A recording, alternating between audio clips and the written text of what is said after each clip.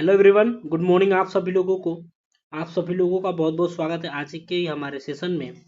तो सभी लोग जल्दी से जुड़ जाइए दोस्तों। एक बार क्लास को आप लोग शेयर कर देंगे। जो लोग भी क्लास में पहली बार जुड़े हैं तो प्लीज चैनल को आप लोग सब्सक्राइब करेंगे, बेल आइकन को प्रेस करेंगे ताकि वीडियो का नोटिफिकेशन डेली आप सभी लोगों को मिल सके। उम्मीद है सभी लोग स्वस्थ होंगे, अच्छे से आप सभी लोगों की पढ़ाई चल रही होगी। एक बार जल्दी से क्लास को आप लोग शेयर कर दीजिएगा, फटाफट से शेयर करिए बिना देरी के हुए। और चलते हैं आज के पहले क्वेश्चन की तरफ। पहला प्रश्न क्या है हमारा, तो अच्छे से एक बार आंसर करेंगे कमेंट बॉक्स में सभी लोग। मिजल्स के चकत्ते सबसे पहले कहां पर दिखाई देते हैं? धड़ पर दिखाई देते हैं, चेहरे पर, हाथों पर या पैरों पर? कहां पे दिखाई देते हैं सबसे पहले मिजल्स के चकत्ते? तो आंसर कर दीजिए क्या हो जाएगा। और क्लास को आप लोग शेयर करिए बिना देरी के हुए, ठीक है। बिना देरी के लिए क्लास को आप लोग शेयर करेंगे। जो लोग भी जुड़े हैं ना, सभी लोग लास्ट तक जरूर बने रहेंगे। और एक बार दोस्तों में ज्यादा से ज्यादा क्लास को शेयर करिए ताकि ज्यादा से ज्यादा लोग जुड़ सके हमारे साथ, ठीक है। तो यहाँ पे देखिए, फर्स्ट का क्या हो जाएगा, ऑप्शन बी हो जाएगा, यानी कि चेहरे पे मीजल्स के चकत्ते हैं ना, ठीक है। सबसे पहले कहाँ पे दिखाई देते हैं? तो ये दिखाई देते हैं लाल रक्त के चकत्ते सबसे पहले, इसी के शुरू होने से पहले कहाँ पे दिखाई देंगे? तो ये आपके चेहरे पे दिखाई देते हैं, ठीक है। ध्यान रखिएगा। तो ऑप्शन क्या हो जाएगा, ए बी राइट आंसर हो जाएगा यहाँ पे। चलिए नेक्स्ट क्वेश्चन को देखिए। एमटीडी यानी कि मल्टी ड्रग थेरेपी किस बीमारी में दिया जाता है? तो सभी लोग बताएंगे, ठीक है। एक बार बताइए, पोलियो में दिया जाता है, टीबी में दिया जाएगा, लेप्रोसी में दिया जाएगा, एड्स में दिया जाएगा, किस में दिया जाता है एमडीटी, मल्टी ड्रग थेरेपी दोस्तों? तो बताइए यहाँ पे क्या हो जाएगा। तो ऑप्शन हो जाएगा सी, ठीक है। जैसे कि आप लोगों ने काफी लोगों ने दिया आप में से, तो लेप्रोसी हो जाएगा, यानी कि कुष्ठ रोग, ठीक है, के इलाज के लिए मल्टी ड्रग थेरेपी, ठीक है। 1981 से कब से ये दिया जाता है, ठीक है, 1981 से प्रभावी ढंग से किया जा रहा है, जो कि 3 एंटीबायोटिक दवाओं का संयोजक होता है, जिसमें क्या होगा, ठीक है, डेप्सोन, रिफेम्पिसिन एंड क्लोफाइजीमाइन यहाँ पे दिया जाता है। 6 से 12 महीने के उपचार से क्या होते हैं, इसमें बैक्टीरिया मर जाते हैं और व्यक्ति ठीक हो जाता है। किसमें? तो लेप्रोसी यानी कि कुष्ठ रोग में, ध्यान रखिएगा, ठीक है। ठीक है, यहाँ पे कुष्ठ रोग में आगे बढ़िए। यहाँ पे देखिए, आगे पोलियो के बारे में देखेंगे। पोलियो क्या है, तो एक वायरस जिससे क्या होता है, लकवा होता है। इसे पोलियो के टीके से आसानी से रोका जा सकता है। इसे पोलियोमाइलाइटिस के नाम से भी जाना जाता है। टीबी क्या है, ट्यूबरकुलोसिस, ठीक है, किसके कारण होता है? तो माइक्रोबैक्टीरियम ट्यूबरकुलोसिस के कारण होता है, ठीक है, नाभि जीवाणु के कारण होता है। फेफड़ों को प्रभावित करता है और शरीर के किसी भी हिस्से को भी प्रभावित कर सकता है ये, ठीक है। एड्स यानी कि क्या, ठीक है, एड्स या एचआईवी जिसे कहा जाता है, ह्यूमन इम्यूनोडेफिशिएंसी वायरस के कारण होता है, ये ध्यान रखिएगा, ठीक है। एचआईवी, ठीक है, जो किया, ठीक है, इन्फेक्शन से लड़ने की शारीरिक क्षमता पर बुरा असर डालता है। यह वायरस इन्फेक्शन वाले खून, वीर्य या योनि द्रव्य, यानी कि जिसे वेजाइनल फ्लूइड कहते हैं, उसके संपर्क में आने से फैलता है। आगे बढ़िए, नेक्स्ट क्वेश्चन को देखेंगे। थर्ड नंबर बताएंगे, डिप्थीरिया सबसे ज्यादा किस माध्यम से फैलता है? दोस्तों आप लोग बताएंगे, डिप्थीरिया सबसे ज्यादा किस माध्यम से फैलता है? फेको ओरल रूट से फैलेगा, ड्रॉपलेट इन्फेक्शन, सेक्सुअल कांटेक्ट या, ठीक है, फोमेटिस? तो सभी लोग यहाँ पे जल्दी से बताएंगे। डिप्थीरिया जिसे गलघोटू भी कहा जाता है, ठीक है, नाक और गले की एक गंभीर संक्रामक ठीक है, जीवाणु संक्रमण है, जिसे टीके के द्वारा आसानी से रोका जा सकता है। तो डिप्थीरिया कैसे फैलता है, जिसे गलघोटू भी कहा जाता है, ठीक है। तो यहाँ पे बताइए क्या हो जाएगा, सभी लोग आंसर करिए। तो ड्रॉपलेट इन्फेक्शन के द्वारा फैलता है। किसके द्वारा फैलेगा? ड्रॉपलेट इन्फेक्शन के द्वारा, ठीक है। बैक्टीरिया या वायरस से होता है, या तब होता है जब कोई व्यक्ति, संक्रमित व्यक्ति खांसता है, छींकता है या बोलता है, जिससे कि हवा में संक्रामक एजेंट वाली छोटी छोटी बूंदें निकलती है। ये बूंदें आसपास के लोगों में, मुंह या नाक में या आंख में पहुंच जाती है। उससे क्या होता है, तो ये फैलता है डिप्थीरिया, ध्यान रखिएगा, ठीक है। यानी कि देखिए, संक्रमित व्यक्ति से 1 से 2 मीटर की दूरी बनाए रखना चाहिए जो डिप्थीरिया से संक्रमित है। संक्रमित व्यक्ति के साथ जितना कम संपर्क में रहे उतना ही बेहतर होगा हमारे लिए, ठीक है। डिप्थीरिया से जो संक्रमित व्यक्ति है उससे दूर ही रहें, ठीक है। यहाँ पे ध्यान रखिएगा। देखिए, देखिए ड्रॉपलेट इन्फेक्शन से क्या क्या फैलते हैं, जैसे कि इन्फ्लुएंजा फैलेगा, कंठमाला, कोविड-19 हो जाएगा, ठीक है, रोजुला इन्फेक्ट हो जाएगा, ब्रोंकियोलाइटिस, ये सभी चीजें इससे फैलते हैं, ठीक है। फेको ओरल रूट क्या होता है, ठीक है, फेको ओरल रूट यानी कि बीमारी, यानी कि मल मौखिक मार्ग बीमारी फैलाने का एक तरीका है। इसमें क्या होता है, तो संक्रमित व्यक्ति के मल में मौजूद रोगाणु एक दूसरे के मुंह में जाते हैं, इसे फेको ओरल ट्रांसमिशन भी कहा जाता है, ठीक है, यहाँ पे ध्यान रखिएगा। चलिए, और यौन संपर्क आप पता ही है, लोगों के बीच कोई भी शारीरिक संपर्क है जो कि यौन प्रकृति, ठीक है, प्रकृति का होता है। इसमें शरीर के अंतरंग भागों को छूना शामिल होता है, जैसे कि जनांग, कमर, स्तन, नितंब या भीतरी जांघें, तो इससे होता है। फोमेटिस क्या होता है, फोमाइटिस एक निर्जीव वस्तु है जो कि संक्रामक बीमारियों को फैला सकती है, फोमाइटिस। इन्हें निष्क्रिय वेक्टर भी कहा जाता है। क्या कहा जाता है दोस्तों, तो इन्हें निष्क्रिय वेक्टर कहा जाता है। फोमाइटिस जो है बैक्टीरिया, वायरस या कवक जैसे संक्रामक कारकों से दूषित हो सकता है। चलिए आगे बढ़िए, नेक्स्ट क्वेश्चन को देखेंगे। फोर्थ नंबर बताएंगे, टेटनस किस माध्यम से फैलता है, तो एक बार बताइए। क्लास को आप लोग शेयर करेंगे। वेरी वेरी गुड मॉर्निंग आप सभी लोगों को, जो लोग भी जुड़े हुए हैं क्लास में, तो सभी दोस्त एक बार जल्दी से जुड़िए एंड शेयर करेंगे क्लास को। वीडियो को आपने अभी तक लाइक नहीं किया हुआ है तो जल्दी से आप लोग एक बार वीडियो को लाइक कर दीजिए, ठीक है, एंड शेयर कर दीजिए। बताएंगे टिटनस किस माध्यम से, घाव का टिटनस बीजाणु के द्वारा संक्रमित होने से, दूषित पानी से नहीं फैलता है, ठीक है। तो सब लोग यहाँ पे बताएंगे क्या हो जाएगा फोर्थ का, ठीक है। दूषित पानी से, दूषित भोजन से तो नहीं फैलता है, तो यहाँ पे क्या हो जाएगा, घाव के टिटनस बीजाणुओं द्वारा संक्रमण, ठीक है, संक्रमण होने से टिटनस फैलता है। यहाँ पे ध्यान रखना है आप लोगों को, ठीक है। टिटनस जो कि बैक्टीरिया के जरिए फैलने वाला एक संक्रामक, ठीक है, यह बैक्टीरिया के जीवाणु, सॉरी बीजाणुओं से दूषित घाव के जरिए शरीर में प्रवेश करता है, ठीक है। टिटनस को लॉकजॉ, ठीक है, क्या कहा जाता है दोस्तों, तो लॉकजॉ भी से कहा जाता है। जैसे कैसे कैसे फैलेगा, ये देखिए, खुले घाव, कट या खरोंच लगने पर फैलता है ये, ठीक है। गंदे सतह पर चोट लगने पे फैलेगा, ठीक है। घाव बाद में गंदा हो जाने पर फैलेगा, कीड़ों के काटने से, दांतों के संक्रमण से, नसों में दवा के इन्फेक्शन से भी फैल सकता है। देखिए, तो दूषित सुई होता है ना, दूषित सुई से त्वचा पंचर होने पर भी होता है। यहाँ पे ध्यान रखिएगा, जलन होने पे एंड शीतल होने पे भी होता है। चलिए आगे बढ़ेंगे, नेक्स्ट क्वेश्चन को देखेंगे। फिफ्थ नंबर बताएंगे, हेपेटाइटिस बी का इंक्लूपेशन पीरियड, उद्भव काल बताना है आप लोगों को, ठीक है। हेपेटाइटिस बी का उद्भव काल आप लोगों को बताना है। सब लोग आंसर करिए, एक बार क्लास को सभी लोग जल्दी से शेयर करेंगे। फिफ्थ नंबर का आंसर करिए, हेपेटाइटिस बी का इंक्लूबेशन पीरियड कितना होता है, तो इसका राइट आंसर क्या हो जाएगा दोस्तों, इसका राइट आंसर हो जाएगा ऑप्शन सी, यानी कि कितना होता है, ठीक है, तो 45 से 180 दिन होता है। हेपेटाइटिस बी वायरस के संपर्क में आने के बाद बीमारी के लक्षण दिखने में कितना, तो 45 से 80 दिन लग सकते हैं। इस समय को उस्मायन अवधि या इंक्लूबेशन पीरियड कहा जाता है जी। चलिए आगे बढ़ेंगे, हम लोग नेक्स्ट क्वेश्चन को देखेंगे। बताइए सिक्स्थ नंबर का बताएंगे, डिप्थीरिया का इंक्लूबेशन पीरियड बताना है, कितना रहता है। डिप्थीरिया का उस्मायन अवधि बताना है, 3 से 5 साल, 6 से 10 दिन, या ऑप्शन सी क्या होगा 45 से, तो ये तो आपका हेपेटाइटिस बी का हो जाएगा। एंड ऑप्शन डी क्या हो जाएगा 2 से 6 दिन, तो यहाँ पे बताइए सभी लोग क्या हो जाएगा, ऑप्शन डी हो जाएगा, ठीक है। तो डिप्थीरिया का उस्मायन अवधि यानी कि इंक्लूबेशन पीरियड जो होता है ना, कितना होता है, 2 से 5 दिन तक होता है। हालांकि यह 1 से 10 दिन के बीच बीच भी हो सकता है, कितना, 1 से 10 दिन के बीच भी हो सकता है। डिप्थीरिया के लक्षण क्या क्या होते हैं, तो गले में खराश, बुखार, गर्दन की ग्रंथियों में सूजन, कमजोरी होता है, और निगलने में भी कठिनाइयां होती हैं इसमें।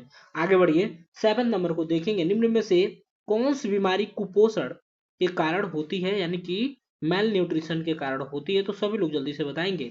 कुपोषण के कारण होने वाली बीमारी स्कर्वी है, डायबिटीज है, एनीमिया या वेरी वेरी होती है। तो कुपोषण देखिए, शरीर में अपर्याप्त तत्वों की कमी होती है तो उसे कुपोषण कहा जाता है। कुपोषण के कारण व्यक्ति में विटामिन, खनिज और अन्य आवश्यक पदार्थों की कमी के कारण हो सकता है। तो 7 का क्या हो जाएगा, यहाँ पे ऑप्शन बी हो जाएगा, यानी कि देखिए सॉरी, यहाँ पे क्या पूछा गया आप लोगों को, नहीं नहीं दिख रहा था, यानी कि नहीं होती है। और तीनों तो होते हैं, यानी कि स्कर्वी विटामिन सी की कमी से होता है, स्कर्वी अम्ल की कमी के कारण। एनीमिया, ठीक है, एनीमिया भी, ठीक है, आपका विटामिन B9 की कमी के कारण होगा। बेरी बेरी किसके कमी के कारण होगा, तो विटामिन बी के कमी के कारण होगा।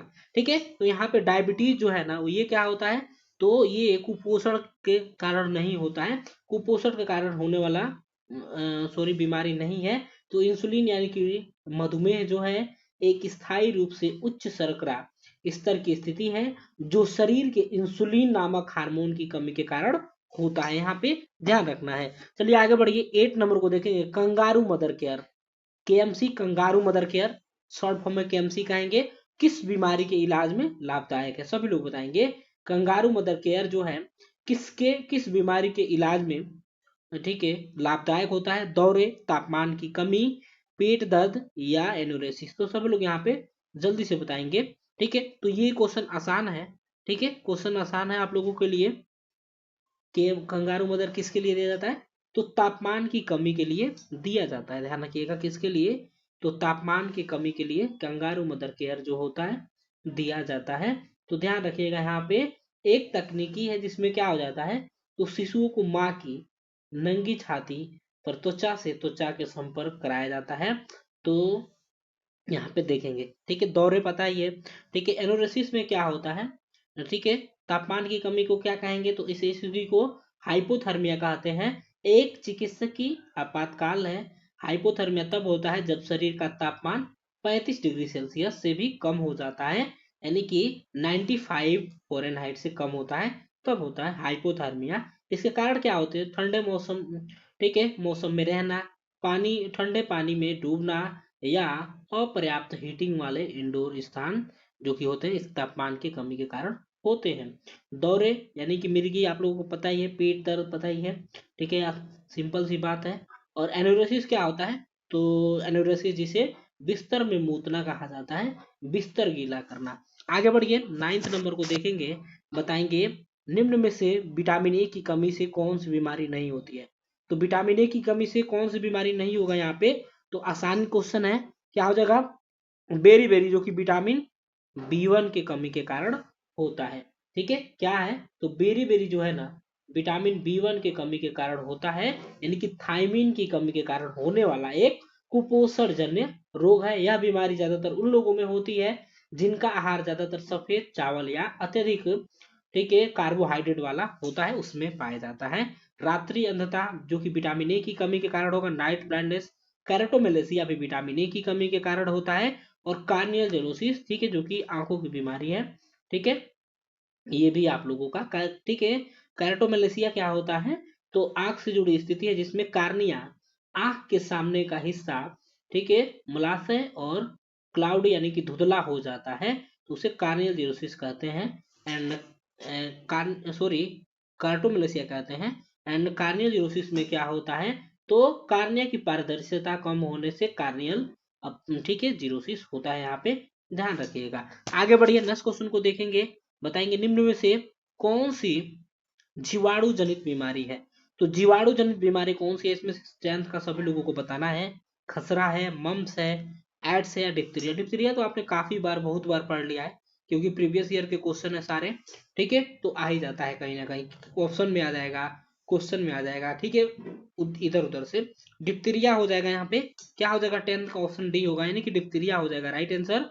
तो डिप्थीरिया जिसे गलघोटू भी कहा जाता है, क्या कहा जाता है, ठीक है, तो गलघोटू भी कहा जाता है इसे, ठीक है, क्या कहा जाता है दोस्तों, तो गलघोटू भी कहा जाता है।